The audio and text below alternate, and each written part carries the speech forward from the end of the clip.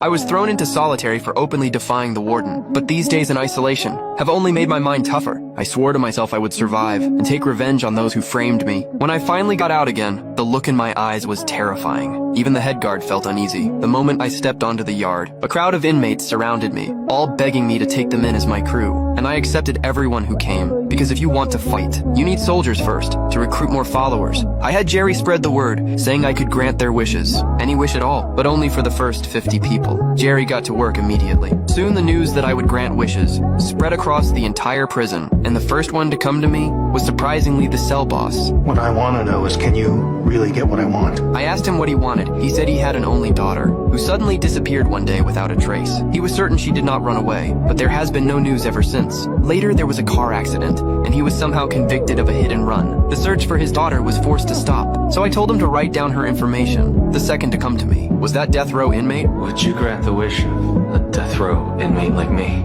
I told him as long as it was not about canceling his execution. His mother has leukemia and needs a bone marrow transplant. He said he did not care if he died. He only wanted to save his mother. After hearing that, I told him to write down her details, including the hospital she is in. That hospital happens to be where my wife works. She is currently investigating Professor Shu's research paper, but has not found any clues yet. Meanwhile, the three Chaebol heirs approached the warden, offering 300 million to make him ignore this. They still did not believe I was the big mouse, and planned to make a move on me. Although the warden agreed, he warned them, if Director Kong finds out, they will bear the consequences. Soon the guards brought in 3 new inmates, but to my shock, one of them was the guy who tried to stab me in the yard. If the guards had not arrived in time, I might have died back then, and now they put him in my cell. The intention was obvious, but the next second, he suddenly knelt down and apologized to me, saying he was forced to do it last time, and hoped for my forgiveness and protection. They were willing to serve me as followers. The other 2 inmates saw this, and quickly knelt down as well to show loyalty. The cell boss beside me said directly, they work for a gang leader, and that one is a traitor. People like that are usually selfish. You have a short philtrum and a hateful lower jaw. Your face tells me that you'll go somewhere far away and die.